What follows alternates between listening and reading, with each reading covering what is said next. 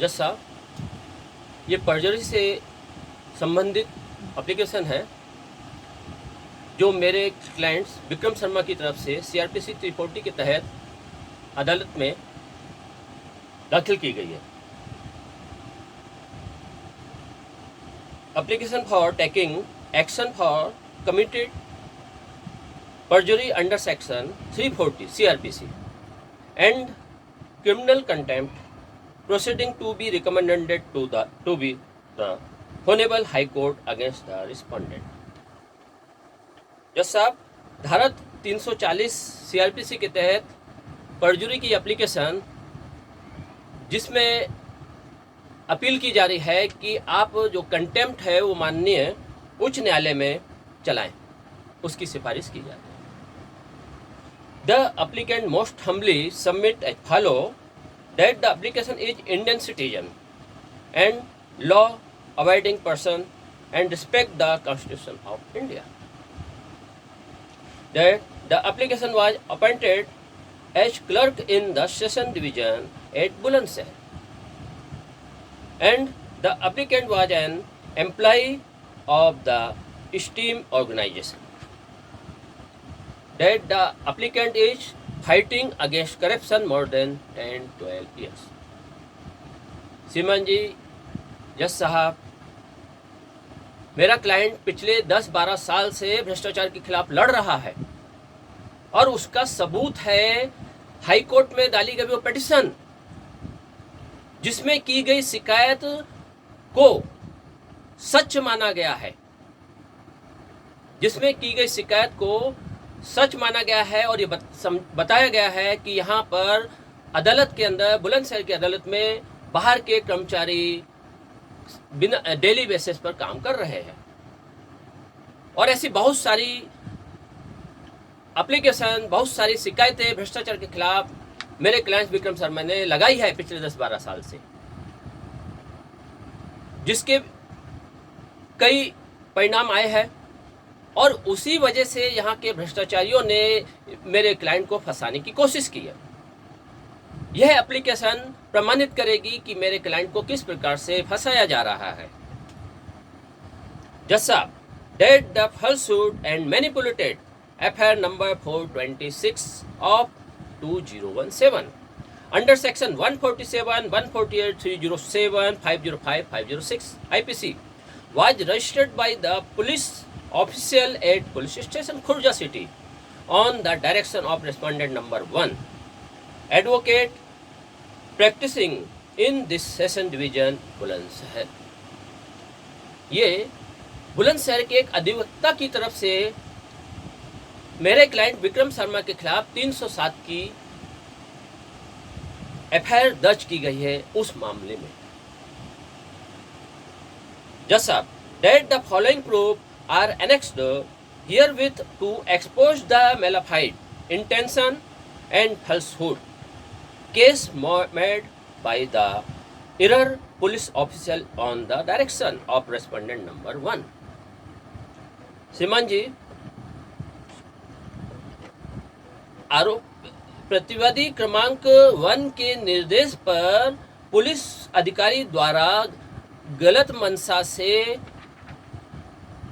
Chargesheet दाखिल की गई है। उसके कुछ जो नियत और झूठ का यहाँ पर पर्दाफाश किया जा रहा है, जो इन पॉइंटों पर जो एनेक्सर है उसके ऊपर साबित होता है। इसे देखिए, एनेक्सर A1 से A5, A1 A/1 to A5 according to first proof, ये पूरा फर्स्ट प्रूफ है। इससे पहले मैं कुछ बताना चाहूँगा श्रीमान जी। मैं आगे बढ़ने से पहले CRPC 340 के मामले में कुछ कहना चाहूँगा। 340 धारा 195 में वर्णित मामलों में प्रक्रिया जब किसी न्यायालय की उससे इस निमित्त किए गए आवेदन पर या अन्यथा यह राय है कि न्याय के हित में यह समीचीन है कि धारा 195 की उपधारा 1 के खंड ख से किसी निर्दिष्ट किसी अपराध की जो उसे यथास्थिति उस न्यायालय की कार्रवाई में या उसके संबंध में उस न्यायालय की कार्रवाई में पेश की गई या साक्ष्य में दी गई दस्तावेज के बारे में किया हुआ प्रतीत होता है। जांच की जानी चाहिए, तब ऐसा न्यायालय ऐसी प्रारंभिक जांच के पश्चात यदि कोई हो जैसे वह आवश्यक समझे, उस भाव का निष्कर्ष अभिलिखित कर सकता है, उसका लिखित परिवाद कर सकता है, उसे आधिकारिकता रखने वाले प्रथम वर्ग मजिस्ट्रेट को भेज सकता है। ऐसे मजिस्ट्रेट के समक्ष अभियुक्त के हाजिर होने के लिए पर्याप्त प्रतिभूति ले सकता है, अथवा यदि अभी कथित अपराध अजमानती है और न्यायालय ऐसा करना आवश्यक समझता है तो अभियुक्त को ऐसे मजिस्ट्रेट के पास आरक्षा में भेज सकता है और ऐसे मजिस्ट्रेट के समक्ष हाजिर होने और साक्ष्य देने के लिए किसी व्यक्ति को आबद्ध कर सकता है, किसी को जरूरत पड़ने पर बुला सकता है।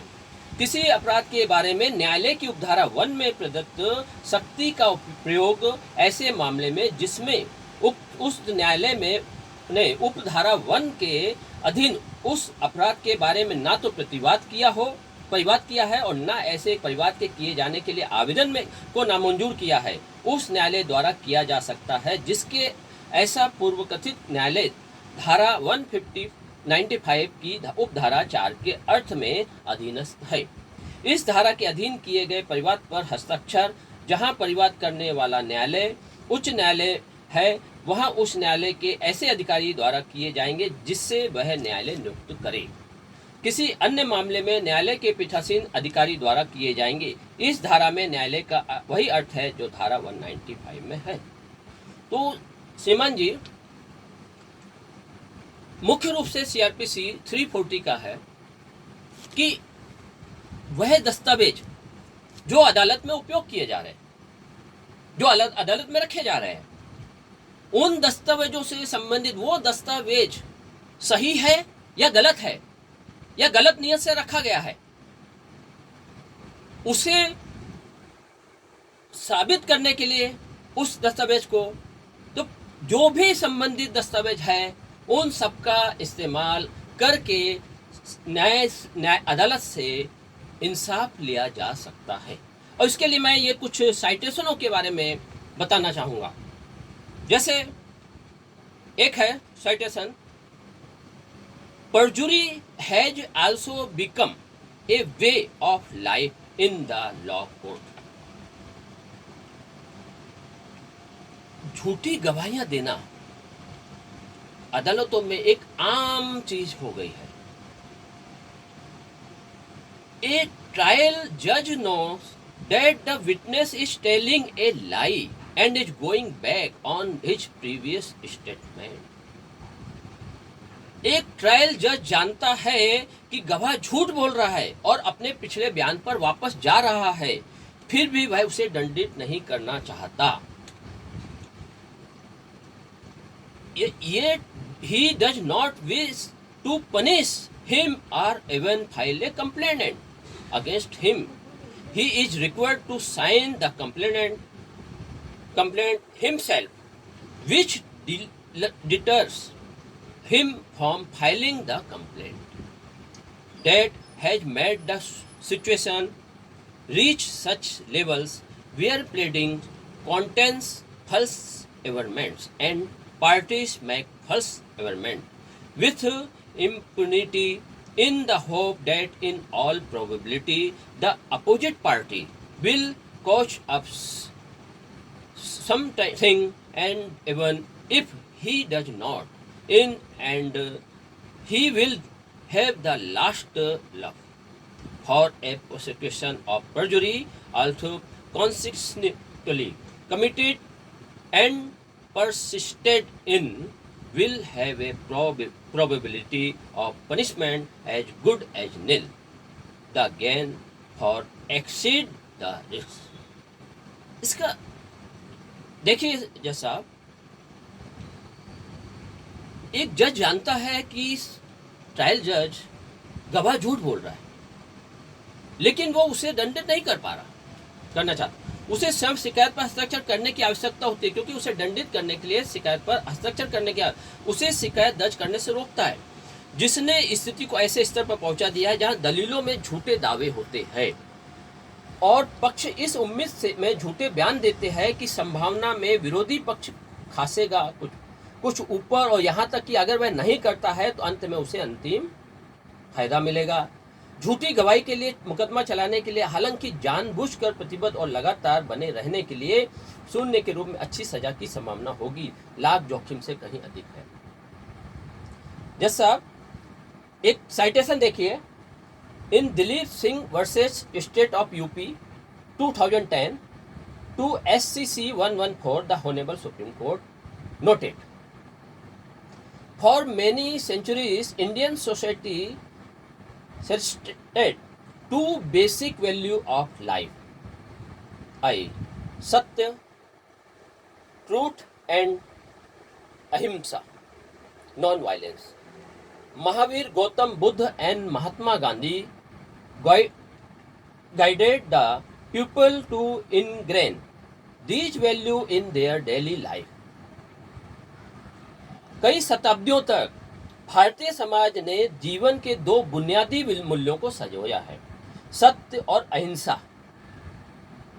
महावीर, गौतम बुद्ध और महात्मा गांधी ने इन मूल्यों को अपने दैनिक जीवन में शामिल करने के लिए मार्गदर्शन किया है।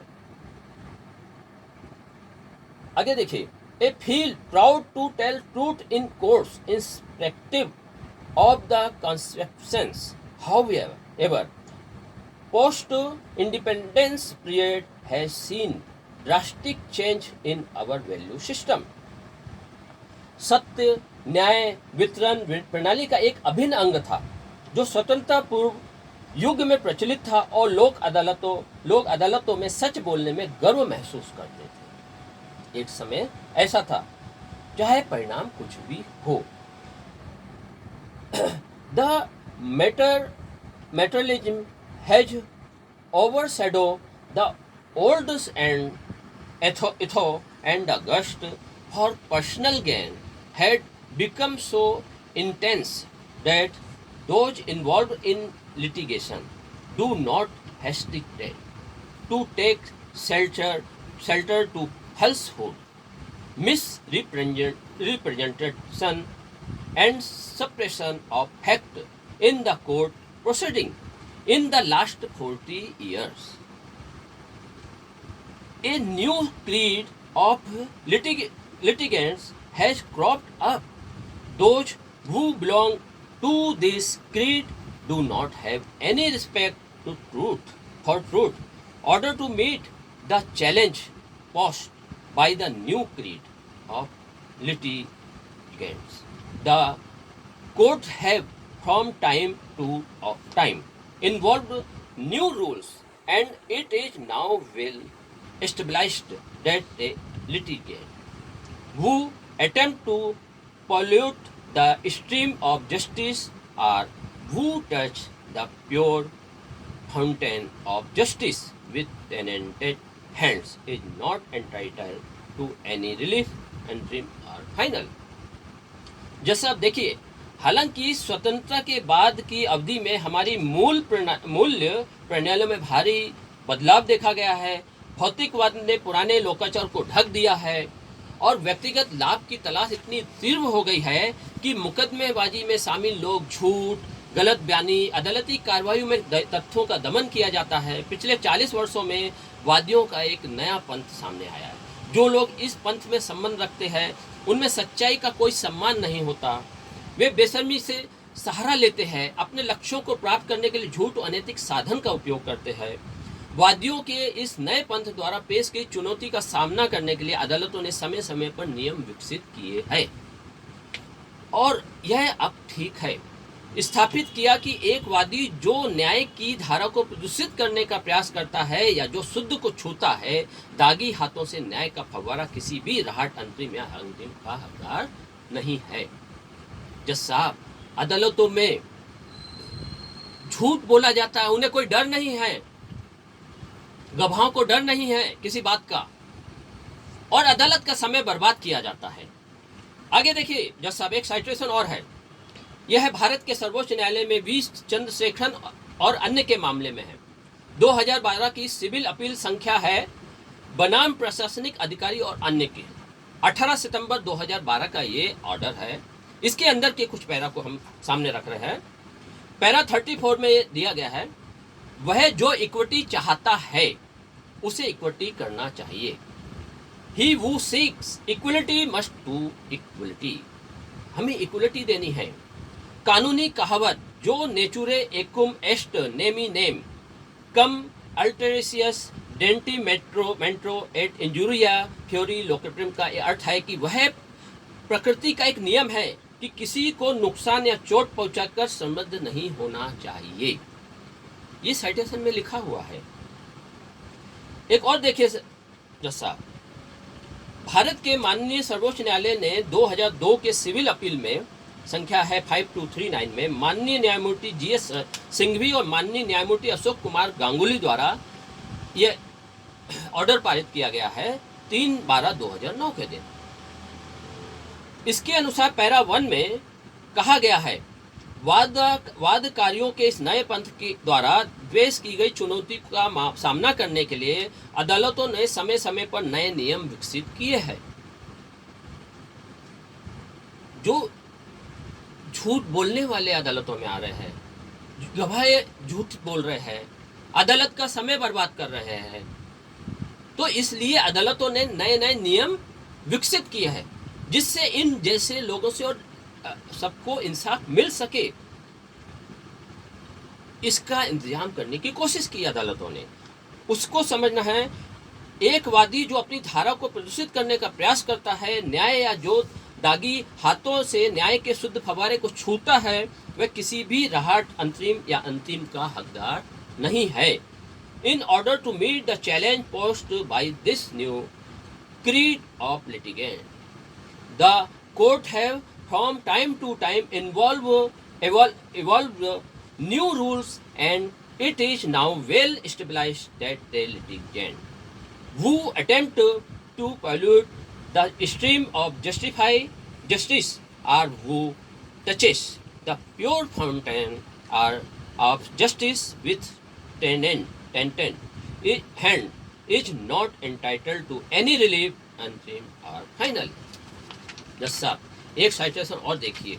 जज साहब, मुझे ये बताने की इसलिए ज़रूरत पड़ रही है कि हम जो यहाँ 340 एप्लीकेशन लगा रहे हैं उस पर ध्यान दिया जा सके।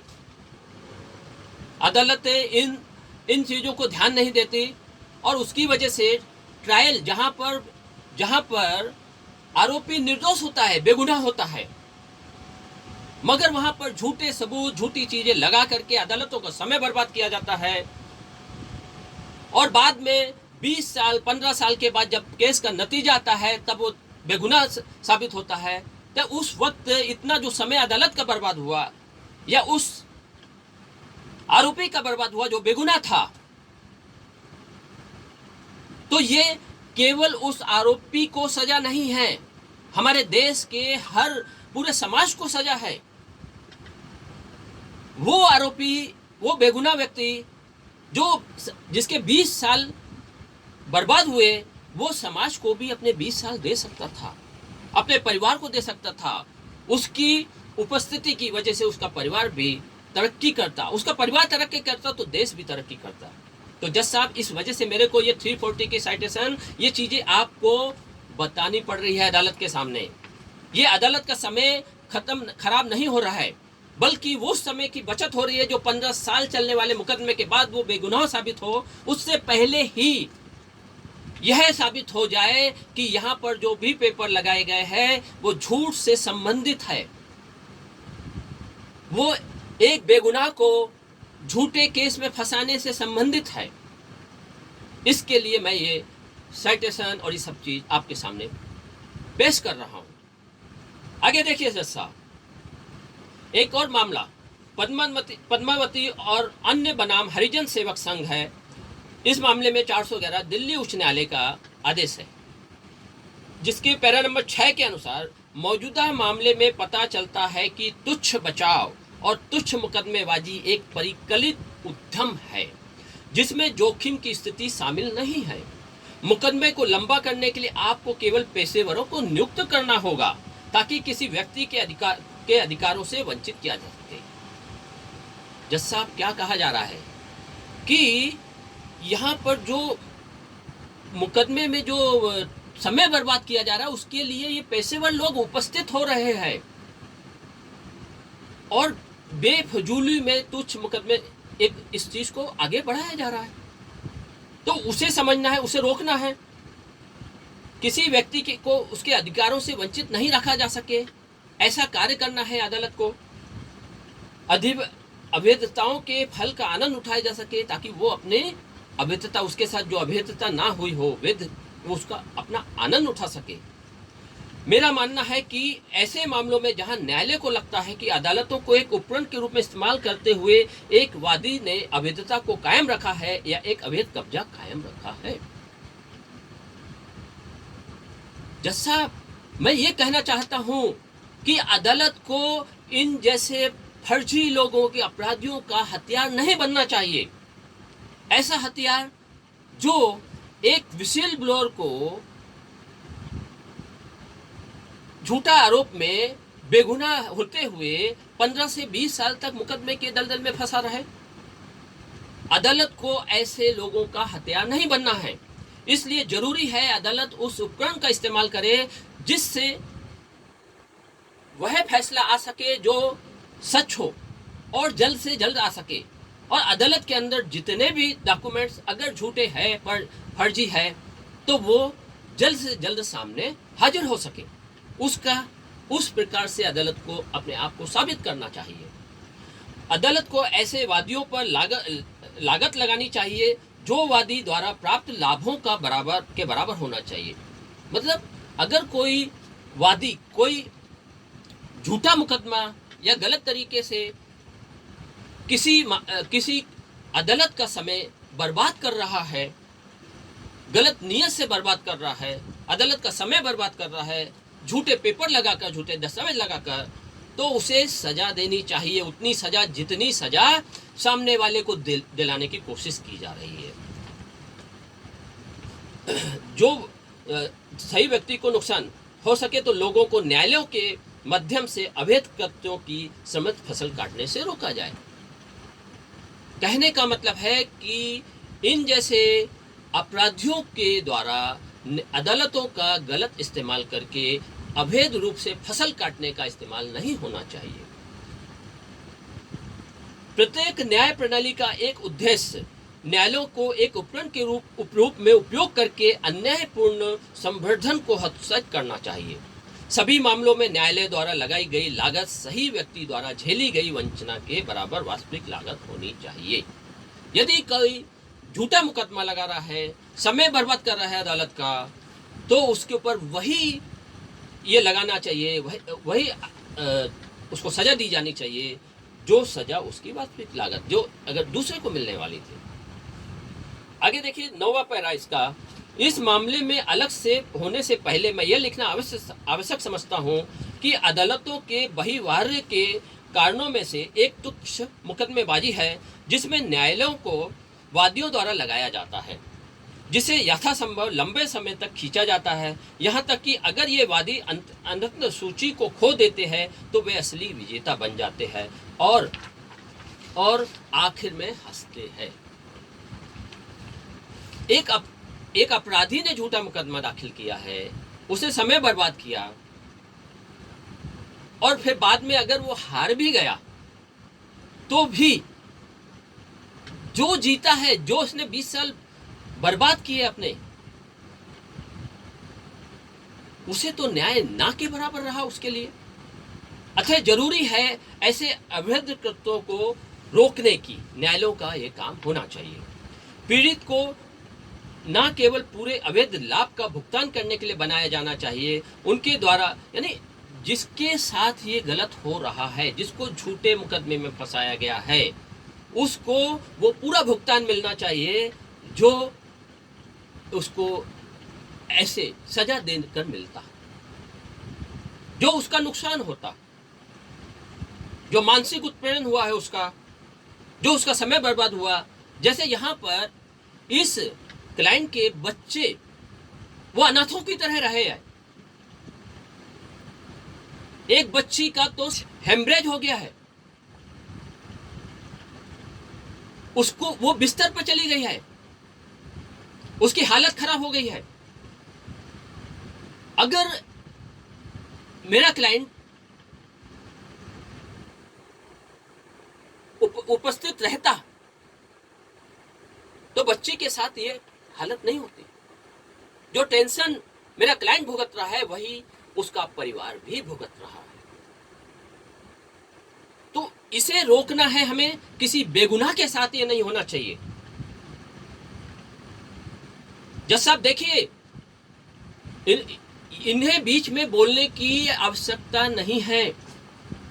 सरकारी वकील है, उनकी जवाबदारी है यहां पर।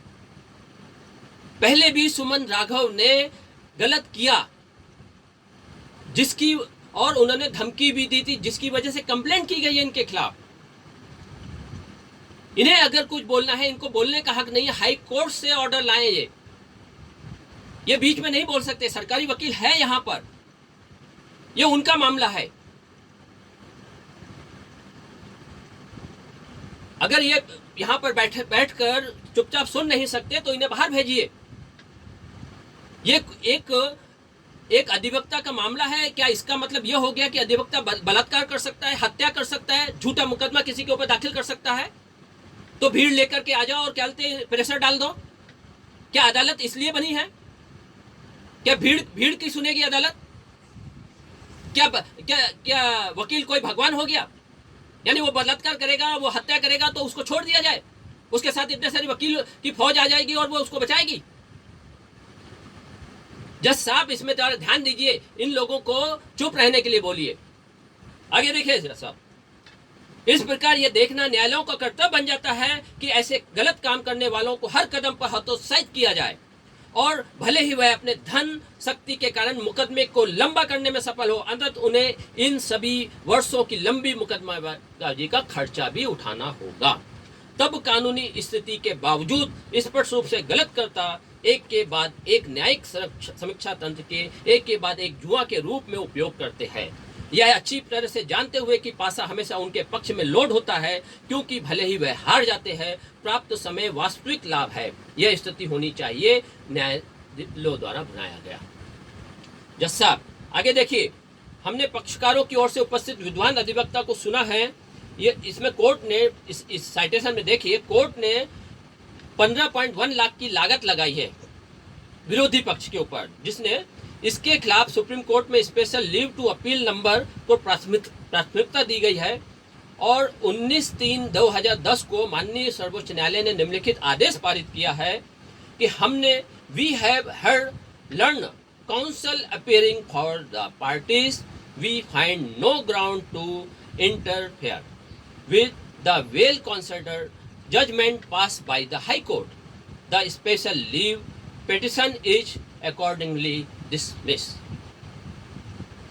हमने पक्षकारों की ओर से उपस्थित विद्वान अधिवक्ता को सुना है। हम उच्च न्यायालय द्वारा पारित सुविचारित निर्णय में हस्तक्षेप करने का कोई आधार नहीं पाते, तदनुसार विशेष अनुमति याचिका खारिज की जाती है।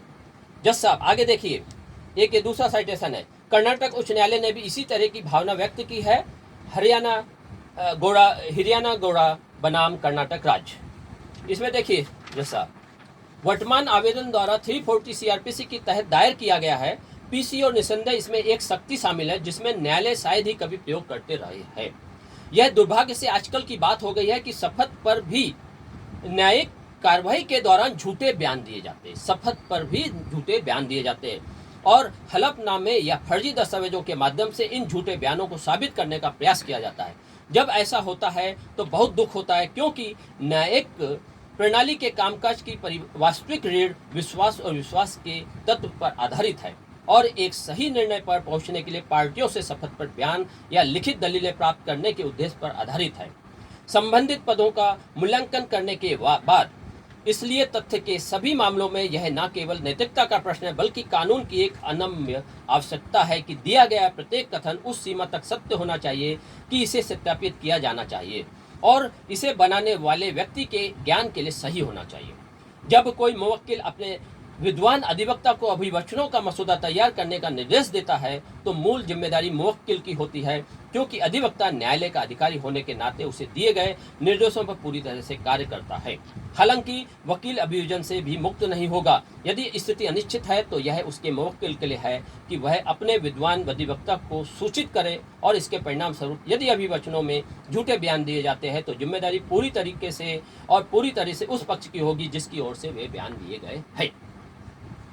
श्रीमान जी, दूसरा पैरा, दुर्भाग्य से अभिवचनों को बहुत हल्के में लिया जाना है और न्यायिक कार्रवाई के दौरान झूठे और गलत बयानों के अलावा कुछ भी नहीं। गढ़े हुए दस्तावेजों को पेश करने के लिए और यहाँ तक कि मामलों में भी यह आम जगह हो गई है जहाँ यह न्यायालय के पक्ष प्रकाश में आता है। पार्टी दूर हो जाती है क्योंकि न्यायालय आवश्यक प्रति कार्रवाई नहीं करते हैं। जैसा झूठे मुकदमे दाखिल किए जाते हैं, बेगुनाह होते हुए भी आरोपी पक्ष बेगुनाह होते हुए भी वो उसे मान लेता है। क्यों? क्योंकि न्यायालय जीत हासिल करने के बाद भी उसका जो गया है समय, उसको जो मरणोपरांत प्रेरणा मिली, उसका कुछ भी देता नहीं है, कुछ उसे प्राप्त नहीं होता है।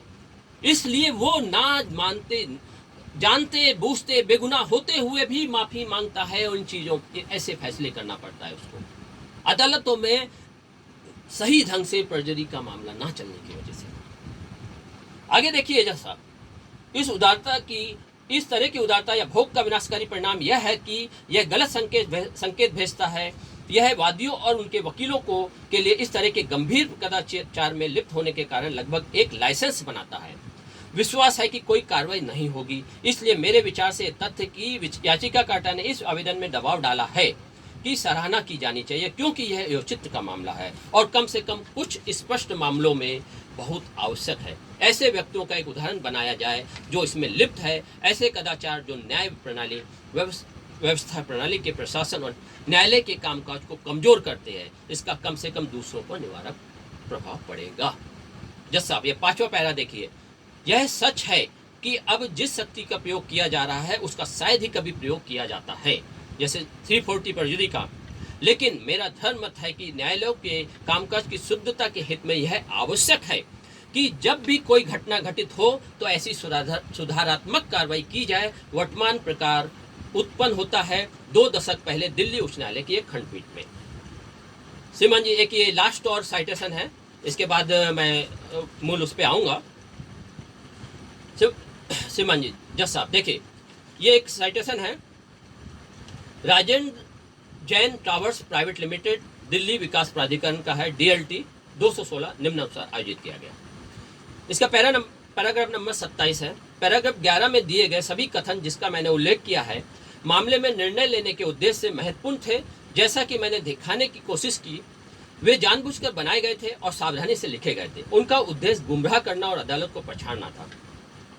झूठी गवाही साहसी और नशस थी। शायद श्री राजन जैन ने सोचा कि यह जोखिम लेने लायक है क्योंकि अदालतें मुकदमा चलाने के लिए इतनी अनिच्छुक है। झूठी गवाही देना यही सामान्य धारणा है जिसके कारण हमारे न्यायालयों में झूठी गवाही इतनी व्यापक हो गई है और उसके परिणाम स्वरूप कष्टप्रद मुकदमेबाजी हुई है। न्याय के हित में यह स्पष्ट रूप से समझनीय है कि श्री राजन जैन पर याचिका के पैराग्राफ 11 में दिए गए बयानों के लिए मुकदमा चलाया जाए, जिसे इन्होंने अपने हलफनामे में संदर्भ द्वारा शामिल किया है। न्यायालय ने इस न्यायालय के रजिस्ट्रार को श्री राजेंद्र जैन के खिलाफ भारतीय दंड संहिता की धारा 191, 192 और 193 के तहत अपराध करने के लिए अधिकार क्षेत्र वाले मजिस्ट्रेट को लिखित शिकायत करने का आदेश दिया। झूठा मुकदमा किसी पर लगाया जाना और 20 साल केस चलना, बेगुनाह है आरोपी, 20 साल तक वो धक्के खा रहा है, तो जरूरी है 340 का मामला चलाकर इस मामले को अगर नजर आता है कि पक्ष ने, फरियादी पक्ष ने, शिकायतकर्ता ने गलत तथ्यों का इस्तेमाल करके यह मुकदमा दाखिल किया है, तो जरूरी है उसके खिलाफ 340 का पर्जरी का मुकदमा चलाना, पर्जरी देखना और उसके खिलाफ फैसला देना। अभी मैं यहाँ पर उस एफआईआर के बारे में 2 शब्द बताऊंगा और उसके बाद फिर अपने एप्लीकेशन पर आता हूँ।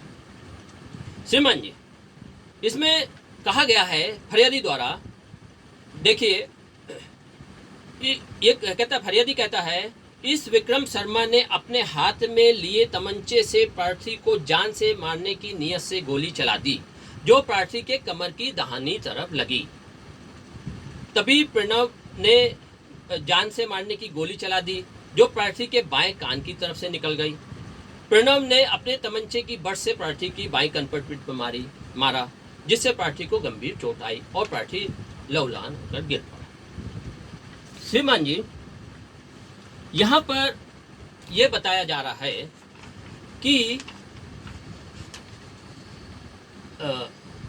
आरोपी सामने खड़ा है, उसने गोली चलाई है, जो सामने से कमर को लगी है।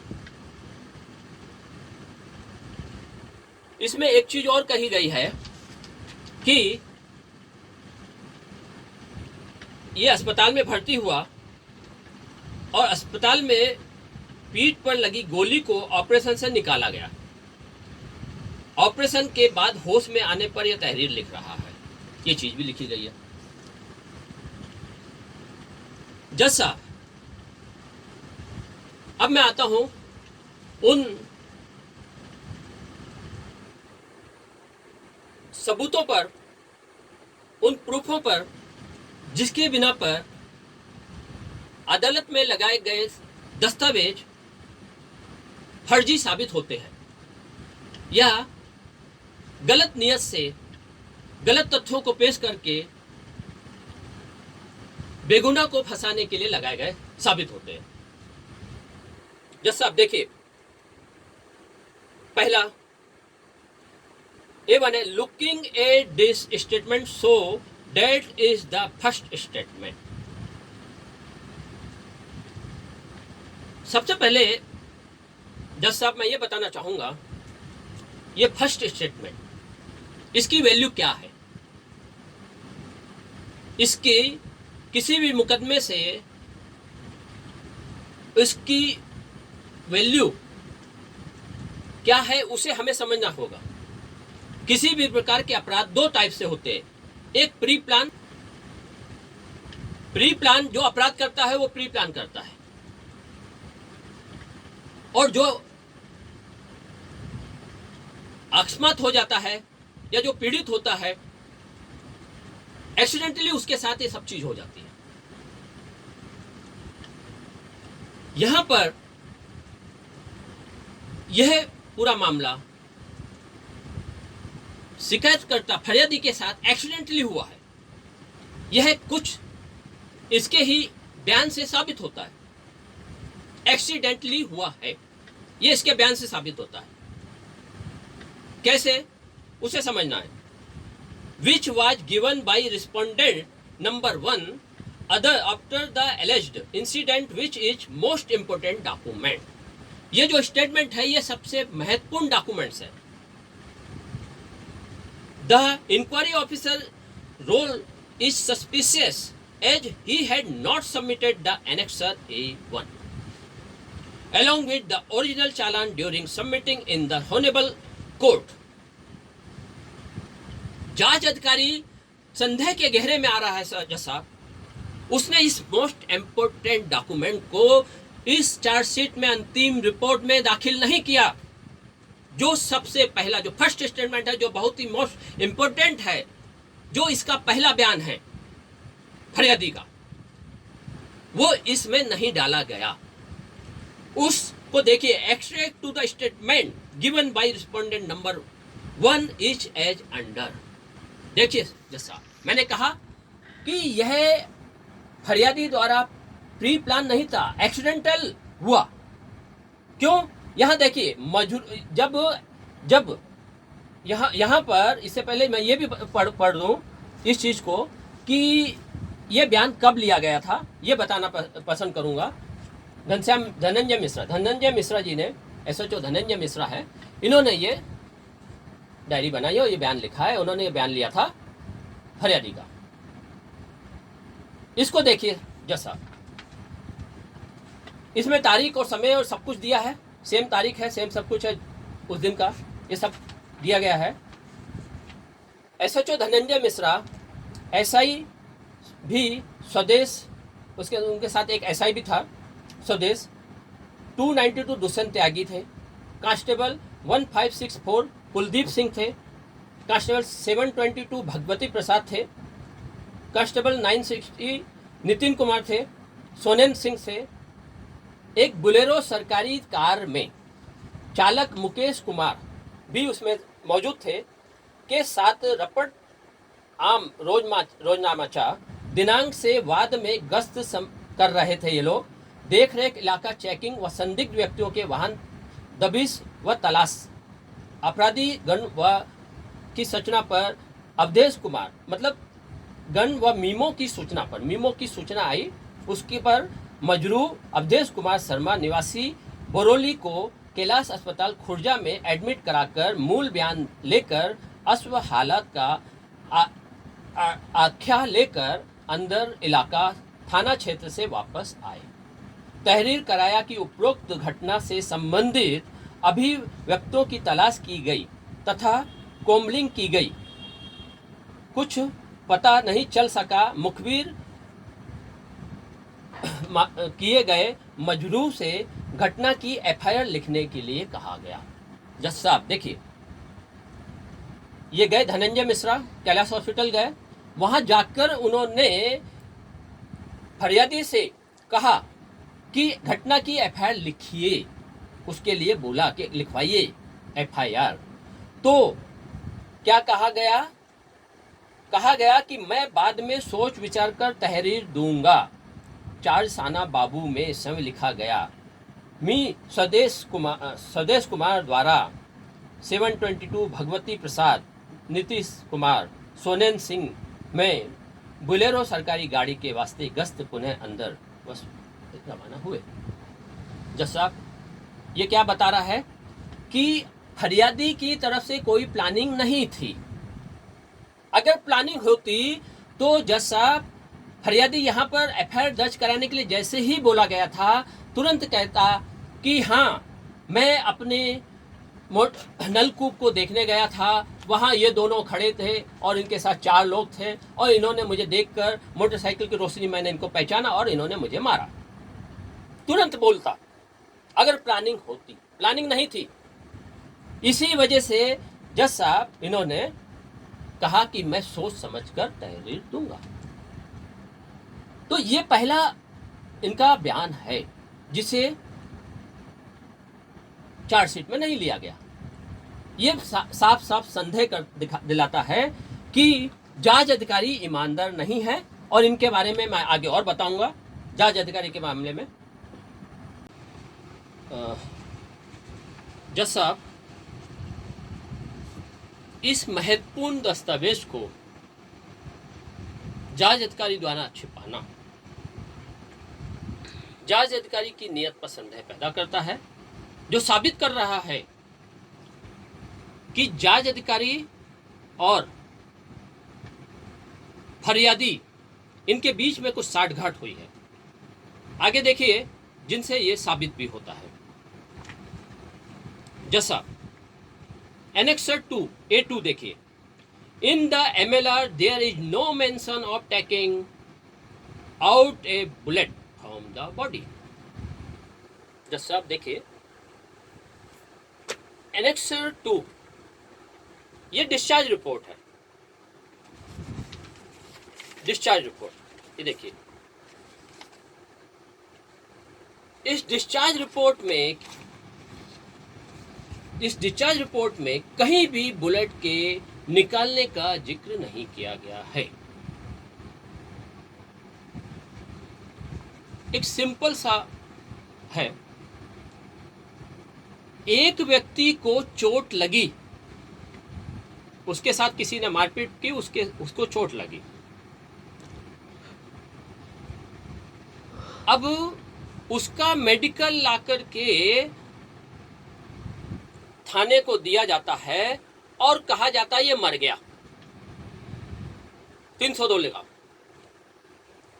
और थानेदार उस मेडिकल पर जिसका ट्रीटमेंट किया गया है, वहां पर उसके कहने पर, फरियादी के कहने पर 302 की एफआईआर आरोपी के खिलाफ दाखिल कर देता है। सब कुछ सामने है, जैसा ब्लैक एंड व्हाइट में है। क्या कोई भी अदालत मान्य करेगी इस बात को? जब उसको मान्य नहीं करेगी, क्योंकि जिसके लिए लिखा गया है कि इसकी एफआईआर 302 में की जाए, वो व्यक्ति भी वहां पर मौजूद है। ये ब्लैक एंड व्हाइट में साबित है। ठीक उसी प्रकार से यहां पर क्लियर कट है कि कहीं भी बुलेट का ये दिखाया नहीं गया है। यहां पर देखिए क्या लिखा गया है। जैसा यहां पर लिखा गया है fire arm injury, no NCCT head, C cervical spine screen, CECT chest and abdomen, chest and abdomen. देखिए जैसा यहां लिखा है fire arm injury, fire arm से इंजरी हुई, ये चीज मेंशन है। NCCT हेड का CT स्कैन किया गया है। स्पाइन सर्किल CT स्कैन किए गए यहाँ पर, चेस्ट का और पेट का दसा एक्सरे किया गया है। और ये भी इसमें मेंशन है कि entry wound in back about 3.25 centimetre right internal to mid line at the level between dorsal 10-11 with black king and tatter, no exit wound seen. Swelling on left side on head, size 3/10 mm. तो इसका मतलब क्या? इसमें ये देखिए swelling head back side पे, sir के पीछे साइड में,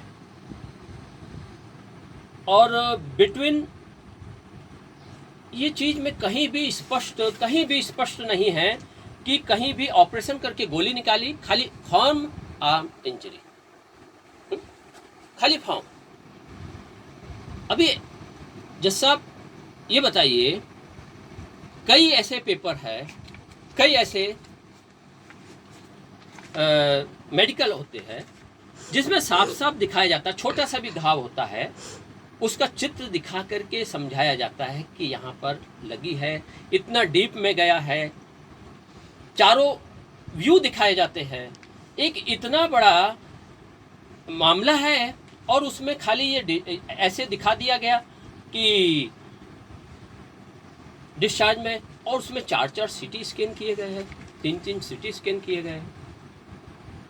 तो ये पेपर अपने आप में साबित करता है कि कहीं ना कहीं कुछ ना कुछ गलत है, क्योंकि ऑपरेशन अगर किसी का किया जाता है, वो भी गोली लगने का, अगर गोली लगने का किसी का ऑपरेशन किया जाता है, उस स्थिति में सबसे पहले उसका ऑपरेशन होता है। बाकी के जो भी CT स्कैन वगैरह जो भी जरूरी है वो बाद के काम है, क्योंकि अगर गोली शरीर के अंदर है तो उसका जहर फैलता है। ये एक बच्चे को भी मालूम है। क्या इन जांच अधिकारी को नहीं पता था? उसे इस डिस्चार्ज रिपोर्ट को क्लियर नहीं करना चाहिए था? जांच अधिकारी के द्वारा इस पर कोई भी क्लियरिफिकेशन नहीं किया गया। जज साहब अभी आप देखिए, ये क्लियर नहीं है डिस्चार्ज रिपोर्ट, तो क्या होना चाहिए था? यहाँ पर किसने ऑपरेशन किया, उन डॉक्टरों के नाम आने चाहिए थे जिससे उनका बयान लिया जा सके। बाकायदा उनके चेहरे, पूरी पिक्चर्स, मेडिकल लीगल रिपोर्ट की, जिसमें चित्र होते 4 व्यू दिखाया जाता है, वो सब आना चाहिए था, जो नहीं आया। इससे साबित हो गया कि ये रिपोर्ट ही गलत तरीके से बनाई गई है। अब ये गलत तरीके से है या सही है, इसकी जांच करने की जिम्मेदारी जांच अधिकारी की थी, जो जांच अधिकारी ने नहीं की। इसकी वजह से संगठन ने ये कदम उठाया और संगठन ने साफ साफ कैलाश हॉस्पिटल को लिखा, सुमोटो नोटिस दिया कि आपके द्वारा सुमोटो नोटिस। तो अभी देखिए इस मामले में कहा गया A3 नंबर देखिए, A3 एनेक्सर, इसमें कहा गया कि एनजीओ द्वारा एक माननीय कैलाश हॉस्पिटल को भेजा गया नोटिस देखिए 1/3/2019 का। इसमें विषय था कि इलाज के नाम पर बेफजूल के टेस्ट करवाकर मरीजों को लूटने के मामले में जवाब दिए जाने हेतु एक सू कॉस्ट नोटिस दिया गया कैलाश हॉस्पिटल को कि भाई आप इलाज के नाम पर लूट खसोट करते हो, बेफजूल का टेस्ट करते हो, ये चीज कही गई। श्रीमान जी अभी देखिए आगे इसका मतलब क्या था ये लेटर का। The motive of the letter of NGO was to brought the real fact for justice. NGO का मकसद था कि रियल फैक्ट सामने आए जस्टिस के लिए। As according to FIR complainant respondent number 1, bullet was removed from his body after operation. Well, according to MLR report, many scanning such as NCCT head and cervical spine screening, CECT chest and abdomen were done by the doctors. Well, the doctor had not mentioned about the bullet and operation in the MLR. कहीं भी bullet के मामले में नहीं लिखा गया है। On the other hand, respondent number 1 had not stated in the FIR about the injury in his head, chest and abdominal.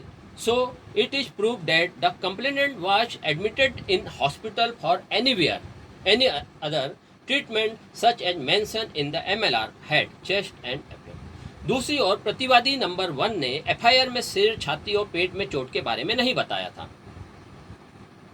सिर कनपट्टी पर बोला था, पेट के बारे में नहीं बताया था, छाती के बारे में नहीं बताया था, खाली पीठ पर गोली लगी इसी के बारे में जानकारी दी गई है। ये उसने FIR में कहा है। तो फिर यहाँ पर सिर का CT स्कैन किया गया और भी 2 CT स्कैन किए गए, पेट का भी किया गया, जबकि तुरंत पहले ऑपरेशन किया जाना चाहिए था, जो काम यहाँ पर नहीं किया गया। इसी तरह आयोजाज की रिपोर्ट संदेहास्पद है। ये जानकारी होने के बावजूद यानी ये हमने भेजा, संगठन की तरफ से ये भेजा गया, जिसके जवाब में एनेक्सर 4 देखिए जज साहब, vide letter dated 28/3/19, the Kailash hospital had not given clear reply against NGO allegation. Will hospital made allegation on NGO blackmailing propaganda in media, tarnishing the reputation of hospital and other. After that, hospital official gave threat to NGO for appropriate legal was civil and criminal action against. इसमें क्या कहा गया है जैसा कि Kailash hospital ने जवाब दिया, क्लियर जवाब नहीं दिया, स्पष्ट जवाब नहीं दिया, जो हमने पूछा उसका जवाब नहीं दिया। उसने कहा कि अस्पताल ने गैर सरकारी संगठन यानी एनजीओ ने ब्लैकमेलिंग के लिए, दुष्प्रचार के लिए, उसकी अस्पताल की छवि धूमिल करने के लिए किया है, वो ब्लैकमेलर है। और उसके बाद अस्पताल के अधिकारियों ने एनजीओ को उचित कानूनी कार्रवाई के लिए धमकी दी।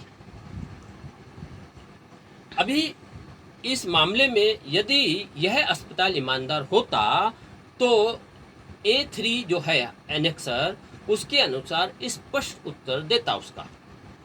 अगर एनजीओ के आरोप झूठे होते तो वह अभी तक कानूनी कार्रवाई कर चुका होता। यह सिद्ध होता है इस पूरे पॉइंट से, A4 के इस पेपर से, कि अस्पताल सच को झूठ और झूठ को सच पैसा लेकर बना रहा है। अस्पताल सिद्ध यह हो जाता है कि अस्पताल सच को झूठ और झूठ को सच को पैसे लेकर सच बना देता है। So it is proved that hospital make truth a lie and makes lie a truth with taking money. जज साहब ये 5वां देखिए एनेक्सर। जब ये पूरे मामले में अस्पताल का कोई जवाब नहीं आया, स्पष्ट जवाब नहीं आया, तो मेडिकल काउंसलर को भी कंप्लेंट दी गई। मेडिकल काउंसलर को जब कंप्लेंट दी गई तो उनको लिखा गया ऑन 29/4/19 को गैर सरकारी संगठन NGO sent a with full detail to director general of medical and health service Lucknow for appropriate action against Kailash hospital at Khurja, but director general had not initiated any action against NGO after making grave allegation upon Kailash hospital Khurja. So it is proved that Kailash Hospital Khurja had made false MLR report. यानी Kailash hospital झूठी report बना रहा है, ये prove हो रहा है. अभी आगे देखिए, ये चीज़ MLA इनको भेजी गई, मेडिकल काउंसलर को ये कंप्लेंट एनजीओ की तरफ से भेजा गया. तो मेडिकल काउंसलर ने एक पत्र दिया, उसमें साथ में काफ़ी चीज़ें दी और उसके साथ एक लेटर दिया, एक बिल पकड़ाया. तो ये देखिए annexure 6, on 29/4/2019 the NGO sent letter to medical counsellor sought information from Kailash hospital Khurja through proper channel about truth of the allegation made by the organisation on Kailash hospital Khurja. Against the allegation Kailash hospital Khurja submitted its copy of bill of treatment taken from patient liars Avdesh, which is amounting rupees 5,000. So it is clear that in lieu of the above bill, the following service were provided by the hospital to the patient. देखिए जज साहब, CT scan किया, operation करके गोली निकाली, 4 दिन अस्पताल में रखा, लेकिन वेबसाइट के अनुसार भी अगर हम देखें, कैलाश अस्पताल खुर्जा अपनी चिकित्सा सेवा के लिए जो इन्होंने वेबसाइट पर रखा है निम्न शुल्क ले रहा है. सीटी स्कैन के लिए 2,500, सीटी स्कैन 2,500 का. Cost of an ordinary room is 2,500. Cost of normal operation is about 5,000. The cost admission, treatment, operation and सीटी scan may be charged at least 20,000 instead of rupees 5,000. Bill of rupees 5,000 taken by hospital is suspicious and questionable, which prove that Kailash Hospital Khurja may charges of bills more or less for making money, and likewise the business of making health report would also be done by hospital. जज साहब देखिए, Kailash hospital के ऊपर NGO के द्वारा एक इल्जाम लगाया गया कि बेफिजूल के टेस्ट करवाते हो, उन्हें बिल ज्यादा, लोगों को लूटा जा सके, मरीजों को लूटा जा सके. ऐसा इल्जाम लगाकर सू कॉस्ट नोटिस दिया गया, जिसके जवाब में कैलाश हॉस्पिटल एनजीओ को धमकी देता है कि तुम ब्लैकमेलर हो, तुम्हारे खिलाफ हम आपराधिक मुकदमा दाखिल करेंगे. आज तक कोई आपराधिक मुकदमा संगठन के खिलाफ नहीं किया गया. जब मेडिकल काउंसलर ने उनसे पूछा तो और उनको रजिस्ट्रेशन कैंसिल के लिए लिखा गया एनजीओ के द्वारा, तो वहां पर यही कैलाश हॉस्पिटल क्या लिखता है, कुछ जवाब नहीं, 5,000 रुपए का बिल भेजता है कि हमने सिर्फ 5,000 रुपए लिया है, ज्यादा बिल नहीं लिया. बहुत अच्छी बात है सर साहब, 5,000 रुपये, सीटी स्कैन 4-4, 3-3, ऑपरेशन, वहाँ रहने का,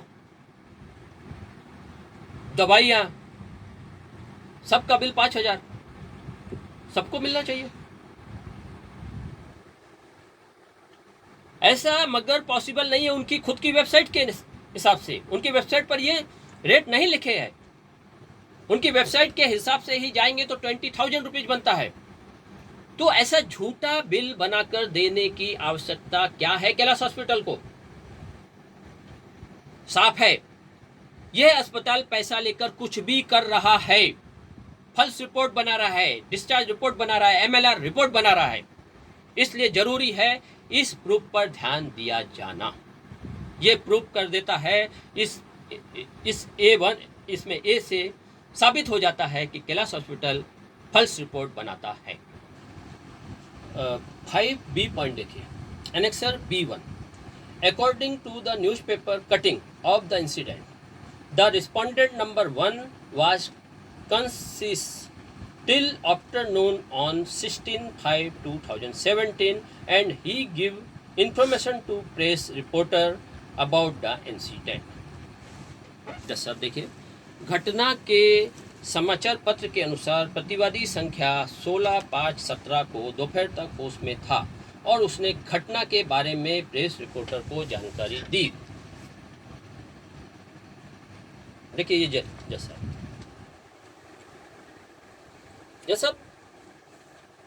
हमारे देश में मानव अधिकार आयोग, महिला आयोग, बाल आयोग, ऐसी कई संस्थाएं, कई आयोग खुले हुए हैं।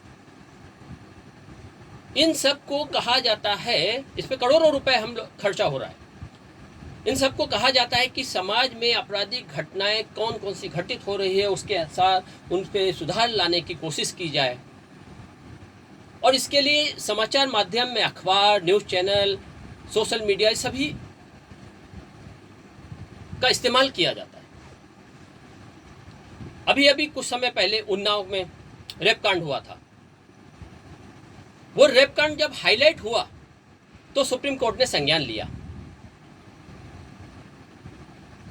क्या जज साहब, कोई मामला जब हाईलाइट होगा तभी बेगुनाह को सजा मिलेगी या अपराधी को सजा मिलेगी या बेगुनाह को इंसाफ मिलेगा?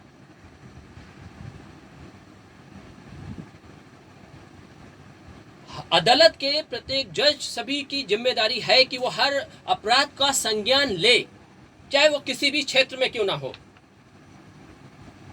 जरूरत है सिर्फ उस मामले को संबंधित अधिकारी, संबंधित अदालत तक पहुंचाने की।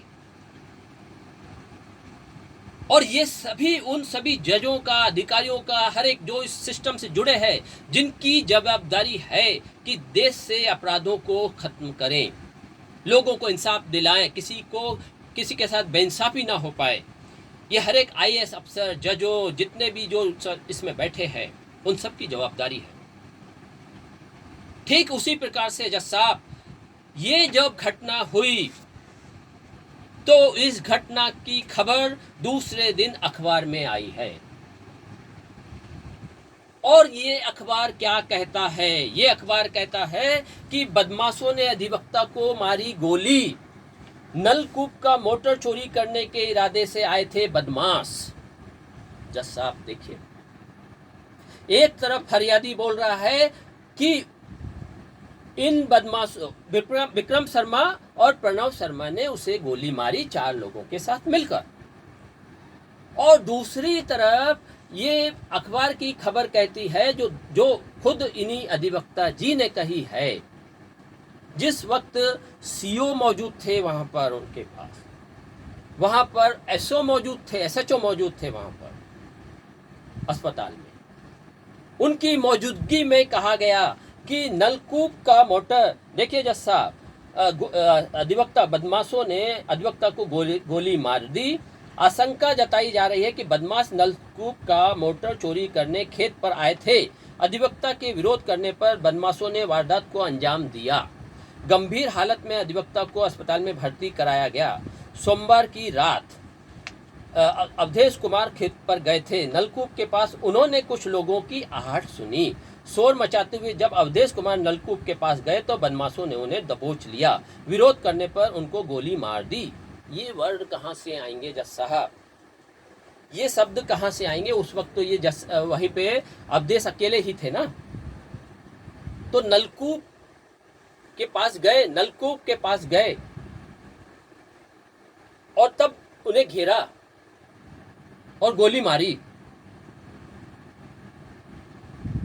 तो जब ये जानकारी अखबार वालों को फरियादी के द्वारा ही मिली होगी, तो फिर ये दूसरी जानकारी अवधेश, फरियादी, रिस्पोंडेंट नंबर 1 एफआईआर दर्ज करने के लिए दूसरी जानकारी दे रहे हैं। इस अखबार का उपयोग किया जाना चाहिए था जांच अधिकारी को। इसके बारे में पूछताछ करनी चाहिए थी, जो चार्जशीट में आनी चाहिए थी। चार्जशीट में ये रिपोर्ट ना आना ही साबित कर देता है जांच अधिकारी संदेह के घेरे में है। वो फरियादी से मिलकर के झूठे आरोप में विक्रम शर्मा को फंसाने की फुल साजिश रच रहा है। ये पूरा साबित हो रहा है। अगर ये रिपोर्ट झूठी थी तो जांच अधिकारी का काम था कि ये रिपोर्ट किस आधार पर झूठी है उसकी पूरे पेपर्स, उसके सबूत वहां पर लगाता, जो नहीं लगाए। जबकि यह पेपर, अपने जानकारी, यह कंप्लेंट लगातार दी गई। लगातार किस किस को दी गई उसे भी देखिए जज साहब। ये सेकंड नंबर में ये जानकारी दी गई संवैधानिक नियमानुसार अदालत में कार्यरत, ये किसको दी गई है? बुलंदशहर बादशाह की दमगियत। ये प्रेस रिपोर्ट है। इसके साथ ये लेटर भेजा गया है राष्ट्रपति महोदय को और सभी को। किस किस को भेजा गया है? ये संगठन की तरफ से भेजा गया है जज साहब। देखिए ये किस किस को भेजा गया है और इसके अंदर पूरी जानकारी दी गई है। देखिए जज साहब, ये किस किस को भेजा गया है? राष्ट्रपति महोदय को, मुख्य न्यायाधीश को, उच्चतम न्यायालय, प्रधानमंत्री को, राज्यपाल को, मुख्य न्यायाधीश इलाहाबाद हाईकोर्ट, राष्ट्रीय मानवाधिकार आयोग, सचिव न्याय विभाग, Lok Sabha speaker, chief secretary, police महानिदेशक, वरिष्ठ पुलिस अधीक्षक बुलंदशहर के एसएसपी को, जिलाधिकारी बुलंदशहर, खुर्जा नगर के पुलिस थाने में। मतलब इस मामले से संबंधित पत्र सभी जगह भेजे गए और उसमें पूरी जानकारी दी गई और ये लगाया गया। उसमें कहा गया कि उत्तर प्रदेश की जन सुनवाई के पोर्टल पर शिकायत किए जाने के बाद भ्रष्ट, अक्षम व नाकाबिल जांच अधिकारी द्वारा संवैधानिक नियमों की धज्जियां उड़ाते हुए एक पक्षीय रिपोर्ट केवल चोर से पूछकर बनाई जाती है और मामले को खत्म कर दिया जाता है। एक पक्षीय रिपोर्ट, ये पूरा ये दिया है। जांच अधिकारी की जिम्मेदारी थी जज साहब, ये पहले भी मैं बता चुका हूं साइटेशन में, कि न्याय के लिए हर वह कदम उठाना चाहिए जांच अधिकारी को और उसी प्रकार से जज साहब को भी संज्ञान में लेना चाहिए कि कौन से काम नहीं किए गए जिसकी वजह से एक बेगुनाह को सजा मिल सकती है या अदालत का समय खराब हो सकता है। यहां पर जज साहब आईओ ने अदालत का मजाक उड़ाया है। अदालत का मजाक उड़ाया है जांच अधिकारी ने, जो जिस पर काम करना चाहिए था उस पर काम नहीं किया और इसके बराबर बाकायदा इसके लेटर्स दिए गए हैं और वो पूरे सबूतों के साथ दिए गए। इसमें सब कुछ लिखा गया है, इसमें ये सबूत दिए गए हैं। इसमें जो उत्तर प्रदेश यूपी पोर्टल में जितनी कंप्लेंटें की गई है वो भी इसमें लगाई गई है, जिसमें सारी जानकारी मौजूद है। अगर ये पेपर, अगर ये घटना झूठी थी तो आईओ ने यहाँ पर लगानी चाहिए कि मैंने इस अखबार की इस कटिंग को, क्योंकि इससे संबंधित है, छोटा मोटा मामला नहीं, 307 का मामला है जज साहब, तो इस पर ध्यान देना चाहिए था आईओ को। आईओ ने ध्यान नहीं दिया, उसका कारण है कि वो भ्रष्ट है, ये साबित हो रहा है। आगे देखिए जज साहब, ये पूरे पेपर देखिए, इसके अंदर सारी जानकारी मौजूद है। ये एसएसपी को दिया गया वो पत्र है जिसके बिना पर क्या बोलते ये एफआईआर हुई है, जो एसएसपी को लिखा गया था कि गबन किया गया है और उसके तुरंत 15 दिन के बाद ये एफआईआर हुई है जज साहब। ये सारे पेपर्स इसके अंदर मौजूद है। और देखिए जज साहब, आगे देखिए जज साहब, B2 के बाद अब B3 पे आते हैं जज साहब। इसे देखिए, मुझे अस्पताल में भर्ती किया गया। According to complaint on which FIR was registered that bullet were remove after conducting operation of the respondent number 2 and other that complaint had submitted that. मुझे अस्पताल में भर्ती कर दिया जहां मेरे पीठ पर लगी गोली को ऑपरेशन से निकाला गया। ऑपरेशन के बाद होश में आने पर यह तहरीर लिख रहा हूं। जज साहब देखिए क्या कह रहे हैं, मुझे अस्पताल में भर्ती कर दिया, पीठ का ऑपरेशन करके गोली निकाली, जब मैं होश में आया तो मैंने बयान दिया, तहरीर लिखी। जज साहब A1 5A1 देखिए एनेक्सर, उसमें साफ साफ ये बंधु, ये फरियादी कहते हैं कि मैं सोच समझकर बयान दूंगा और उस वक्त ये खुद लिखा है, एसएचओ ने लिखा है, उनसे मिलके लिखा है, अपने हाथ से नहीं लिखा। ये उनका बयान है, बयान होश में। अगर इन्हें गोली लगी होती तो उसी वक्त बोलते एसएचओ की मुझे गोली लगी है। तो जो बयान एसएचओ ने लिया, जो एफआईआर के लिए बोला था, वहां पर अगर गोली शब्द का इस्तेमाल किया जाता तो तुरंत उसकी एफआईआर दर्ज करी जाती, क्योंकि गोली किसी कोई घर में किसी को भी नहीं मार सकता, अपने परिवार में कोई किसी को गोली नहीं चला सकता। गोली अपने हाथ से, अपने सर्विस रिवॉल्वर से कोई दूसरे को, उंगली को या किसी को मार नहीं सकता, उसकी पूरी जानकारी देनी पड़ती है।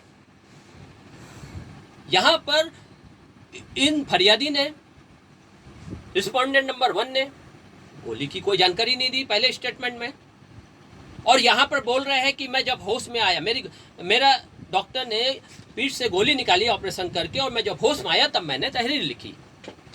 जज साहब, अगर ये उस वक्त होश में थे तो इसका मतलब साफ है कि उस वक्त इनका ऑपरेशन नहीं हुआ था और गोली के मामले में कुछ नहीं बताया गया, तो इसका मतलब उस वक्त तक इनका प्लान नहीं था कि गोली की जानकारी या गोली के बारे में बोला जाएगा। ये इनके प्लान में नहीं था शामिल। ये साबित हो रहा है यहाँ से, इनके इस बयान से। और फिर दूसरे दिन का ये बयान आप देख लीजिए खुद जज साहब, जिसके अनुसार क्या बोलते हैं, ये खुद बोल रहे हैं, होश में रहते हुए बोल रहे हैं, जब सीओ के सामने बोल रहे हैं, एसएचओ के सामने बोल रहे हैं, और ये बोल रहे हैं कि नलकूप में कुछ बदमाशों ने गोली चलाई। ये चीज भी इसके अंदर आ गई। फिर ये बेहोश कब हुए, फिर इनके ऑपरेशन करके गोली कब निकाली, इसकी जानकारी तो कहीं पे दिखाई नहीं, क्योंकि जब अस्पताल में भर्ती हुए तब भी होश में है, जब ये क्या बोलते हैं पत्रकार लोग आए या सीओ आए उस टाइम भी ये होश में है, और तब तक इन्होंने कोई तहरीर नहीं लिखी थी। इनके ही बयान है जज साहब, इन्हीं के बयान हैं, किसी और के बयान नहीं है ये। अगर इनके बयान इनकी ही बातों से मैच नहीं कर रहे तो कैसे कबूल किया जाए कि ये सच बोल रहे हैं। इनका ऑपरेशन कब हुआ उसकी पूरी जानकारी इनके डिस्चार्ज पेपर में भी नहीं है, तो इसका मतलब साफ है कि फरियादी झूठ बोल रहा है, अदालत का गैर फायदा उठा रहा है। अदालत के उस मामलों का कि सालों केस चलता है, इनको घसीटते रहो, इसको परेशान करो, ये उसका फायदा उठा रहा है। तो ये चीज यहां पर साफ साबित हो गई। यहां पर लिखा है, मुझे अस्पताल में भर्ती कर दिया जहां मेरे घाव पर लगी गोली से ऑपरेशन से निकाला गया, ऑपरेशन के बाद होश में आने को तहरीर। तो होश में कब आए, ये अपने आप में इनकी दी गई तहरीर झूठी साबित हो रही है। ये पेपर साबित कर रहा है कि इन्होंने जो भी कहा है वो झूठ कहा है।